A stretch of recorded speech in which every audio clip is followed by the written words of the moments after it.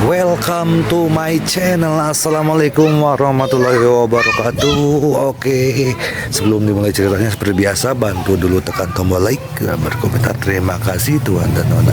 Bab 959 memilih peri sebagai istri Beijing, Bandara Internasional. Ada banyak sekali orang.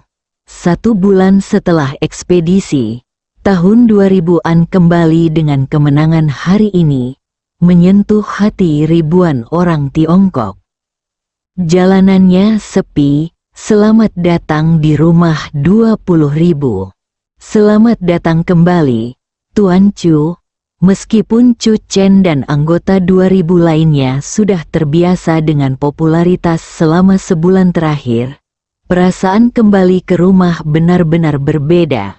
Ada suara-suara yang familiar di telinga mereka dan wajah-wajah imut dan ramah dimanapun mereka memandang. Chu Chen tersenyum dan melambai kepada orang-orang. Di antara 5 orang pada tahun 2000, Chu Chen tidak diragukan lagi adalah yang paling populer. Namun, di tengah sorak-sorai di bandara, banyak pula yang meneriakkan nama Dewi Liu. Beberapa serangan Liu Ruyan dan posturnya sebagai dewa perang wanita menarik perhatian banyak orang. Kepala Luo dan Chu Kaiping berdiri berdampingan untuk menyambut kembalinya tahun 2000. Kepala Luo membuka tangannya dan memeluk Chu Chen sambil tersenyum lebar. Di mata lelaki tua ini, Chu Chen sekarang adalah sosok setingkat harta nasional di Biro Operasi Khusus. Tidak peduli seberapa dahsyatnya badai dari dunia luar yang menghantam Chu Chen, sejak Chu Chen menginjakkan kaki di tanah Tiongkok, tanah ini akan melindunginya dari angin dan hujan. Tidak ada opini publik yang jahat dapat muncul di Tiongkok untuk memfitnah Chu Chen dan 2000. Chu Chen, bagus sekali, Chu Kaiping mengacungkan jempol. Meskipun dia sangat percaya diri dengan tur dunia Chu Chen, dia tidak menyangka bahwa Chu Chen akan mengakhiri pertempuran begitu cepat hanya dalam waktu 1 bulan. Hampir setiap kali kita tiba di suatu tempat, kita membuat keputusan cepat. Dengan cara seperti ini dunia pun terkesima. Perjamuan perayaan sudah siap. Chu Kaiping tertawa. Malam ini, kami, paman dan keponakan, akan bersenang-senang dan minum banyak. Meskipun sudah sebulan sejak terakhir kali dia mabuk, Chu Chen secara tidak sadar masih bergidik ketika mendengar tentang minum. Mabuk itu mengerikan. Aku harus meminta Liu Siwan untuk keluar saat kita minum malam ini. Dia tahu banyak tentang anggur.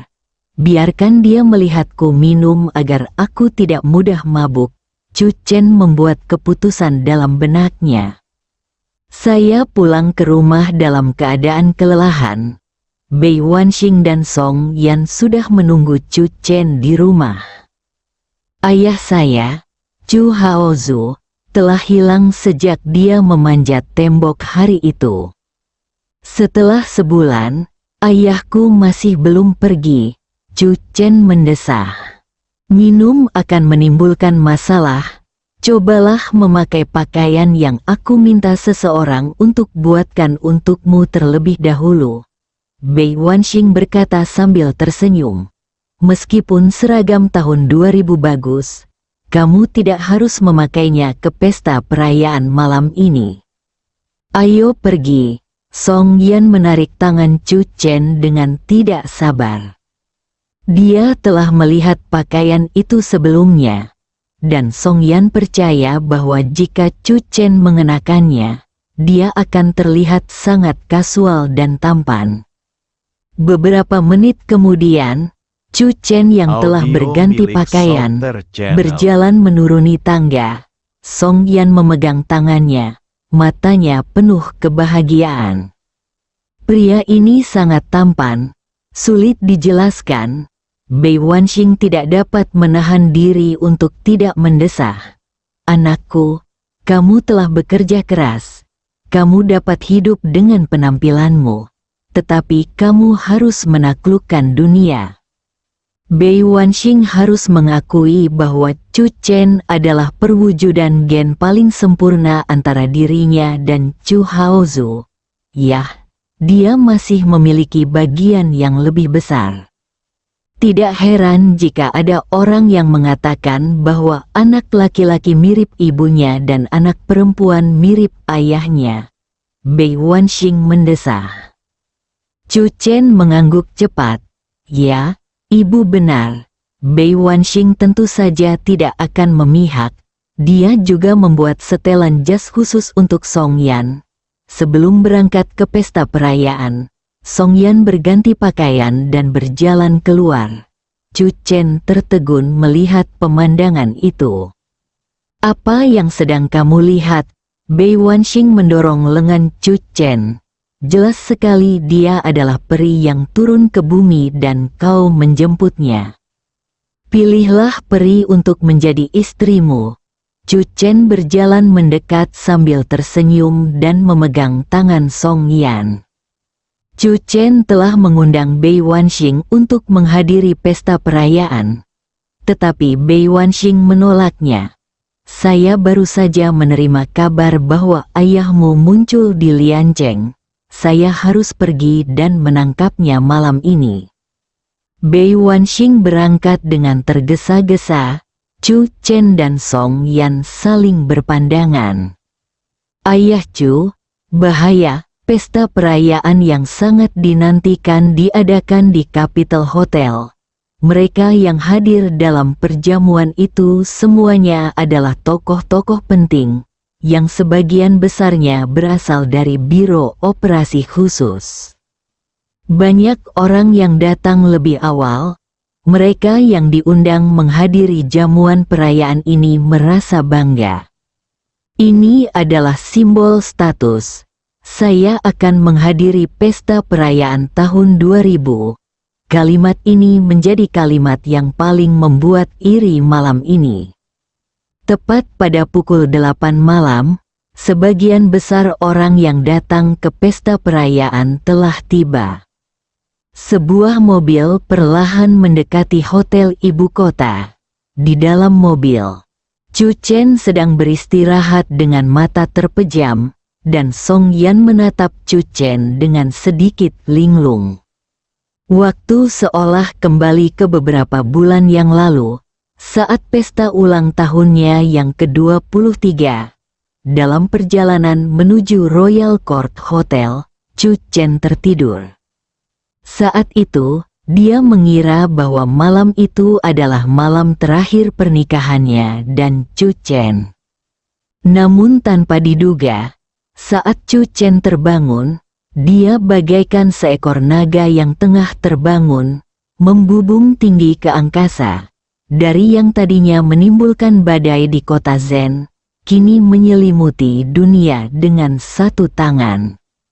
Semua ini seperti mimpi, dari menantu keluarga Song yang ditertawakan semua orang di Canceng, hingga pahlawan Chu yang dikagumi semua orang. Aku benar-benar ingin memukul kepalamu dan melihatnya, Song Yan berkata dalam hati. Chu Chen tiba-tiba membuka matanya dan menyentuh kepalanya tanpa sadar. Mengapa dia memukul kepalaku tanpa alasan? Kita hampir sampai.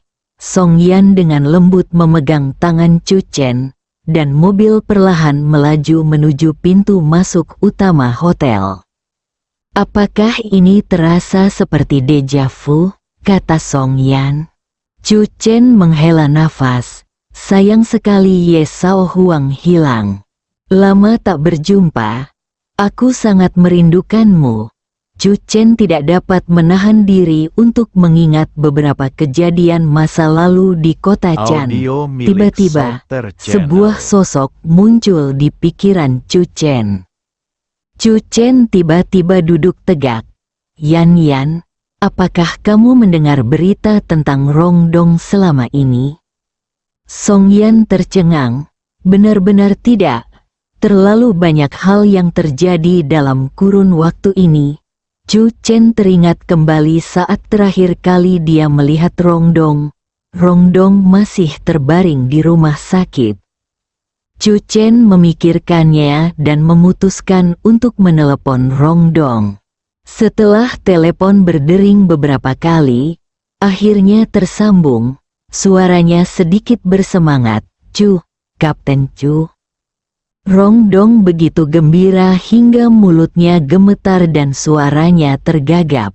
Semua orang di negeri ini tahu bahwa akan ada pesta perayaan malam ini pukul 20. Rongdong tidak pernah menyangka bahwa Chu Chen akan meneleponnya saat ini. "Dongsi, apakah kamu sudah keluar dari rumah sakit?" Chu Chen bertanya. "Rongdong, kenapa Anda belum keluar dari rumah sakit? Apakah Anda memperlakukan rumah sakit seperti rumah Anda?" Chu Chen bertanya lagi, "Apa yang sedang kamu lakukan akhir-akhir ini?" Pada malam operasi Guntur, penampilan Rongdong membuat Chu Chen memandangnya dengan kagum. "Pekerjaan lama saya," Rongdong langsung menjawab, lalu merendahkan suaranya. "Sekarang aku menyamar dalam kelompok besar yang terlibat dalam kejahatan kecantikan. Bos kelompok itu adalah seorang wanita. Sekarang aku mengintai di sampingnya. Dia semakin menghargaiku. Aku telah mengumpulkan banyak informasi secara diam-diam. Aku yakin tidak akan lama lagi aku bisa membasmi kelompok kejahatan kecantikan ini." Chu Chen tercengang. Dia masih menyamar. Bab 960, Dewa 10 Kerajaan. Pewaris Rong Group ini justru menganggap pekerjaan penyamaran sebagai bisnis utamanya. Chu Chen punya firasat bahwa Rongdong telah tersesat dan semakin terjerumus dalam masalah. Namun inti persoalannya adalah dialah yang awalnya memicu rencana rahasia di Rongdong. "Apalagi yang bisa saya katakan?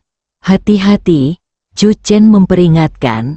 "Aturan terpenting dalam menyamar adalah menjaga kerahasiaan dan melindungi diri sendiri. Hanya ketika Anda aman, Anda dapat menggali lebih banyak petunjuk." Rongdong dipenuhi rasa terima kasih dan mengangguk cepat, menunjukkan bahwa dia mengerti dan pasti akan memperhatikan. "Jika sudah menutup jaring, teleponlah aku," Chu Chen berkata. "Aku akan mengatur seseorang untuk menjemputmu." Rongdong menjadi semakin bersemangat. "Saya mengerti, Kapten Chu. Saya pasti tidak akan mengecewakan Anda." "Kamu sudah mengejutkanku." Chu Chen menutup telepon tanpa suara dan melirik Song Yan. Song Yan juga mendengar seluruh proses panggilan itu dan tidak dapat menahan tawa. Rongdong ini benar-benar anak hilang yang telah kembali. Mobil berhenti di depan lobi Hotel Beijing. Perlakuan itu benar-benar berbeda dari yang diterimanya di Royal Court Hotel. Kali ini, Chu Chen menjadi pusat perhatian bahkan sebelum dia keluar dari mobil. Seseorang bahkan maju dan membuka pintu mobil dengan hormat. Kepala Luo, Chu Kaiping, Liu Ruyan dan anggota tim 2000 lainnya semuanya ada di sini. Chu Chen dan Song Yan keluar dari mobil. Song Yan dengan lembut memegang tangan Chu Chen, membuat mereka tampak seperti anak emas dan gadis giok, pasangan peri yang membuat orang lain iri. Chu Kaiping tersenyum dan melangkah maju. "Saya punya kabar baik untuk Anda. 5 tempat lagi telah diperebutkan. Ini berarti pada tahun 2000, 5 tempat lagi akan ditambahkan." Ini memang berita baik. Chu Chen tidak bisa menahan diri untuk bertanya, "Apakah ada Liu Siwan?" Dia sangat menantikan pendekar mabuk dari Sekte Pedang Abadi Susan dapat mengambil alih tubuh lain dan terlahir kembali sesegera mungkin. Tidak terlalu, Chu Kaiping menggelengkan kepalanya. Chu Chen memperkenalkan beberapa anggota tim kepada Song Yan. Liu Ruyan dan Song Yan akhirnya saling mengenal malam ini. Kedua gadis itu berpegangan tangan, langsung akrab, dan berjalan memasuki hotel lebih dulu. Chu Chen, dikelilingi orang lain, juga masuk ke hotel. Dengan kedatangan sang tokoh utama, pesta perayaan malam ini resmi dimulai. Tidak ada terlalu banyak batasan pada jamuan perayaan. Seperti tersirat dalam namanya, ini adalah makan malam perayaan. Dan fokusnya adalah makan, minum, dan bersenang-senang. Setelah Kepala Luo memberikan pidato singkat, semua orang mulai minum. Hal pertama yang dilakukan Chu Chen saat dia duduk adalah mengeluarkan Liu Siwan dan meletakkannya di lengannya. Tonton aku malam ini dan jangan biarkan aku mabuk. Tentu saja, jika Chu Chen tidak minum anggur merah penyempurna jiwa, akan sulit baginya untuk mabuk dengan alkohol biasa. Tetapi, sekali digigit ular, Anda akan takut pada tali selama 10 tahun. Seseorang datang untuk bersulang untuk Chu Chen, Kapten Chu, bersulang. Chu Chen mengangkat gelasnya dan berdiri, minumlah. Minum semuanya sekaligus. Secara praktis, seluruh proses ini tidak ada hubungannya dengan Liu Siwan. Tapi Chu Chen tetap mengalahkannya. Pesta perayaan di Hotel Capital masih berlangsung penuh. Chu Kaiping mundur di tengah jalan. Dia menerima sebuah pesan. 10 negara yang sedang bernegosiasi dengan Biro Operasi Khusus tiba-tiba mengumumkan pada saat yang sama bahwa mereka akan mengakhiri negosiasi dengan Biro Operasi Khusus. Mereka tidak akan pernah menerima perjanjian pertukaran dan bantuan timbal balik yang diusulkan oleh Biro Operasi Khusus. Song Yan berhati-hati dan ketika dia melihat Chu Kaiping berdiri 2 kali hanya dalam 10 menit, dia segera mendorong lengan Chu Chen dengan lembut. Chu Chen mengerti apa yang dimaksud Song Yan dan mengikuti Chu Kaiping keluar. Di luar jauh lebih tenang. Paman kedua, ada apa? Chu Chen melangkah maju dan bertanya. Chu Kaiping hanya meletakkan telepon dan merentangkan tangannya. Orang-orang di luar sana mulai membuat masalah. 10 menit yang lalu, 10 negara yang berunding dengan kita mengumumkan hampir bersamaan bahwa mereka akhirnya mengakhiri perundingan dengan kita. Dan mengkritik perjanjian pertukaran dan bantuan timbal balik kita dengan nada yang sangat keras. Beberapa menit kemudian, mereka membuat langkah lain hampir bersamaan. Mereka ingin memusatkan kekuatan mereka untuk menghadapi orang-orang kuat yang jiwanya telah terbangun. Chu Chen tak dapat menahan diri untuk tidak berkata. Mereka akan bernegosiasi, Chu Kaiping berkata. Ambil saja Australia sebagai contoh. Selama kurun waktu ini, banyak kejadian aneh terjadi di wilayah Australia Barat. Beberapa danau dan sungai mengering dalam semalam, dan sungai-sungai berhenti mengalir, menyebabkan sedikitnya puluhan ribu orang menderita. Pada saat yang sama, beberapa orang tewas karena danau dan sungai menghilang. Ada rumor lokal bahwa Raja Binatang Laut misterius telah mendarat diam-diam dan melakukan kejahatan. Pemerintah Australia juga datang untuk meminta bantuan kami. Tetapi mereka selalu menolak untuk menerima perjanjian pertukaran dan bantuan bersama kami. Mata Chu Chen sedikit menyipit. Apakah maksud mereka adalah mereka lebih suka bernegosiasi dengan Raja Binatang daripada menerima kontrak pertukaran dan bantuan timbal balik kita? Tidak hanya itu, Chu Kaiping berkata, sekarang pemerintah Australia telah mengumumkan bahwa hilangnya danau dan sungai di Australia bukan disebabkan oleh Raja Binatang Laut yang bermutasi, tetapi kebangkitan Dewa Katak Tidali dalam mitologi dan legenda Australia. Dewa itulah yang telah muncul kembali di dunia. Adapun orang-orang yang menghilang dan diduga dibunuh, itu karena mereka menghujat para dewa dan dihukum oleh para dewa. Hanya untuk memperjelasnya seperti itu, Chu Chen tertawa.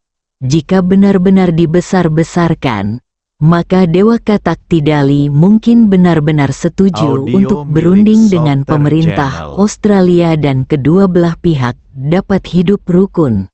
Namun, Australia akan selalu menyimpan bom waktu ini. Ini belum berakhir. Chu Kaiping memandang Chu Chen. Dalam waktu singkat, para dewa muncul tidak hanya di Australia, tetapi juga di 9 negara lainnya. Para pembunuh dan penjahat aneh yang awalnya ingin mereka serang semuanya telah menjadi dewa yang mewakili mitos dan legenda di negara mereka masing-masing. Chu Chen tertegun. Apakah ini versi modern dari Tuhan yang dianugerahkan secara global? Apakah kamu ingat apa yang kamu katakan dalam wawancara sebelum kamu kembali? Chu Kaiping berkata, kalian tidak percaya pada dewa. Tetapi sekarang, para dewa dari 10 negara telah menyebabkan guncangan global. Mereka tampaknya telah mencapai kesepakatan. Saya masih menunggu berita terbaru. Tetapi yang pasti adalah bahwa para dewa dari 10 negara pasti akan membuat beberapa keputusan yang menentang Biro Operasi Khusus. Atau dengan kata lain, menentang kalian. Algojo yang tangannya berlumuran darah beberapa saat lalu tiba-tiba menjadi dewa di suatu negara. Malam itu, insiden Dewa 10 Kerajaan mencuri perhatian dari jamuan perayaan tahun 2000. Banyak sekali orang yang terkejut. Apakah bumi tiba-tiba memasuki zaman para dewa? Dunia berubah terlalu cepat. Pahlawan Chu pernah berkata bahwa tidak ada dewa. Tapi sekarang, 10 negara secara kolektif menamparkan wajahnya. Dewa Katak telah muncul kembali untuk melindungi kemakmuran abadi Australia. Saya memikirkan negara-negara yang dilewati tahun 2000. Mereka sangat menyedihkan. Sangat mungkin orang-orang yang mereka anggap sebagai setan dan dibunuh oleh Chu Chen adalah dewa. Kantor Berita Amerika Serikat. Berita utama yang mengejutkan dunia. Di zaman para dewa, Chu Chen adalah iblis paling jahat di dunia saat ini. Bersambung.